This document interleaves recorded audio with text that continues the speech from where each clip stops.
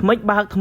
លឹបគុណខ្មែរដែនសមុទ្រគឺបើកបានមួយឆ្នាំហើយបងប្អូនបាទក្នុងនោះកីឡាករសែនរ៉ាដេតក៏បានវិលត្រឡប់មកវិញ12ប្រកួតគឺឈ្នះទាំង12ប្រកួតហើយបច្ចុប្បន្ននេះបើនិយាយពីក្បាច់គឺថាសឹងតែដូចដើមឯងបងប្អូន12ប្រកួតនេះគឺមានការប្រកួតខ្លះគឺបញ្ជាក់អំពីសមត្ថភាពបាទបច្ចេកទេសរបស់គាត់បានល្អខ្លាំងដូចជាការប្រកួតជាមួយយ៉ាស៊ីនជាដើមក៏ប៉ុន្តែគួរស្ដាយត្រង់ថាបាទគាត់នៅគីឡូទូចគីឡូ51គីឡូ54នេះគឺជាគីឡូមួយដែលខ្សត់នៅក្នុងកម្មវិធីធំក្នុងការប្រកួតប្រជែងយករង្វាន់ធំខ្សែក្រវ៉ាត់អីណាស់បងប្អូនបាទបើច្រើនតែគីឡូថា60ឡើងបាទ63កន្លះ65 67ឯហ្នឹងគឺសម្បូរក្នុងការប្រកួតប្រជែងខ្លាំង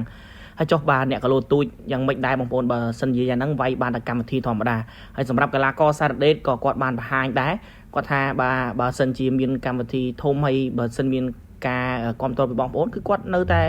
ចង់ប្រកួតប្រជែងចង់បានសមិទ្ធផលបន្ថែមពីគុណខ្មែរហើយក្នុងសប្តាហ៍នេះផងដែរនៅថ្ងៃទី15ក៏គាត់មានការប្រកួតមួយប៉ះអន្តរជាតិគឺប៉ះអ៊ីរ៉ង់បាទនៅឯស្ថានីយ៍ទូរទស្សន៍ PNN បាទដែលទីតាំងនៃការប្រកួតផ្ទាល់គឺនៅឯខាងកំពង់ចាមបាទស្រុកស្ទឹងត្រង់ហើយការប្រកួតនេះផងដែរបើសិនជាគាត់ឈ្នះគឺថាបានការលើកទឹកចិត្តជាប្រាក់លានបាទតាមរយៈ Gamesbird ក៏ប៉ុន្តែសំខាន់គឺបាទបងប្អូនគិតមើលបាទលំដាប់ប៉ុនសារ៉ាដេតហើយគួរតែមានកម្មវិធីធំអត់បាទសម្រាប់គាត់ក្នុងការដែលគាត់ប្រឡូក12ដងមិនទាន់ស្គាល់ពីតែចាញ់ទេការវិលត្រឡប់មកវិញនេះជំរាបសួរបងសារ៉ាដេតបាទជំរាបសួរបាទពងរុំដៃបាទត្រៀមការប្រកួតបងប្រកួតថ្ងៃណាដែរសប្តាហ៍នេះខ្ញុំប្រកួតថ្ងៃទី15បងថ្ងៃ15ខែ3បងណាថ្ងៃសៅរ៍ខែមីនាបាទខែមីនាខែ3ហើយខែ3ហ្នឹងបងមាននឹកឃើញរឿងអីខ្លះអត់បងបាទមានការប្រកួតច្រើនហ្មងចុះក្រៅពីការប្រកួតមកនឹកឃើញអីអត់ហើយមកប្រេកខាងនេះមកប្រេកនេះខែ3នេះតាមដែលខ្ញុំចាំខ្ញុំបានមកចូលរួមតដែរគឺថ្ងៃ18ខែ3គឺជាថ្ងៃសម្ពោធក្លឹបរបស់បងនេះក្លឹបគុណខ្មែរដែនសមុទ្រនេះអីមិនបាក់មួយឆ្នាំបាត់ហើយបងលឿនណាពេលលឿនមែនទេបាទពេលវេលាលឿនមែនទេមួយឆ្នាំនេះបើសរុបពីសមិទ្ធផលបងប្រកួតប្រមាណដងហើយបងខ្ញុំតាំងពីចូលមកបានប្រហែល7 8ខែប្រកួតបាន12ដង12ដងបាទ12ដងនៃការវិលនេះបើលទ្ធផលមិនដែរបងអត់អីបងលទ្ធផលយើងធ្វើបានល្អយើងឈ្នះទាំងអស់បាទអីយោបាទហើយក្នុងរយៈពេលមួយឆ្នាំនេះបើនិយាយពីការកកើតក្លឹបតើចំនួនសិស្សក៏ដូចជាការមកដោះធនធាននេះយ៉ាងម៉េចដែរបងមានឃើញកំណត់សំខាន់ថាឃើញមានកីឡាករណាដែលគាត់រីកចម្រើនផ្នែកបរិយុទ្ធអត់បងបាទមានដែរបងតែមានតិចកីឡាករខ្លះគាត់មកហាត់ចឹងគាត់ឈប់ឡើងសល់ថ្មីហើយជាសល់បច្ចុប្បន្នប្រហែលនេះហើយកីឡាករដែលគិតថាបដោះដែលគាត់ជាប់លាប់មួយបដាល់ហើយជាប្រហែលអ្នកឥឡូវនេះបាទ10ជាងអ្នកបង10ជាងអ្នកហើយគាត់សុទ្ធតែអាចប្រកួតបានស្មើភាពប្រកួតសម្បីអ្នកបាន7 8ដងអស់ហើយអាចថាអាចអូខេណាបងអូខេអាចទៅបានបាទនៅឆ្នាំបន្តទៀតបាទនៅសល់ឆ្នាំបន្តដូច្នេះ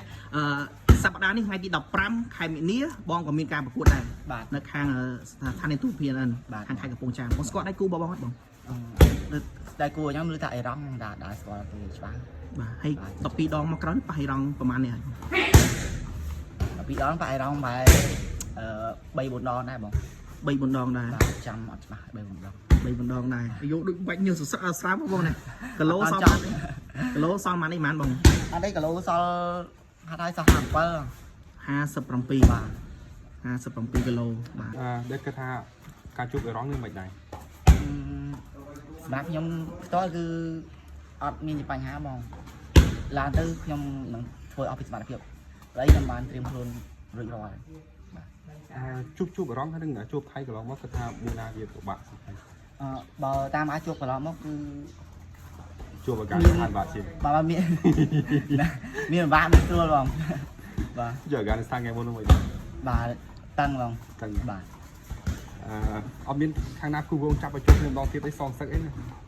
អាចនឹងមានបងតែអត់ដឹងអញ្ចឹងអាចនឹងមានមករយៈនេះគីឡូ54អត់ទៅមានគេចាប់អារម្មណ៍នេះពីច្រើនដែលបានវាយតែមក9មិនដែលលេងបានកម្មវិធីធំអីគេបាទគេតែគិតថាចង់លេងទៀនលេងរង្វាន់អីគេអត់ទេបងហ្នឹងគិតតែដល់កាត់ទេណាបាទហើយមើលឃើញថាអាកីឡាករគីឡូក្រោយអាតូចអាចថាវាការប្រកួតរបស់គាត់ល្អរស់រវើកឯងហើយគិតថាពួកគាត់ត្រូវការឱកាសតាមសម្រាប់ការប្រកួតកម្មវិធីធំ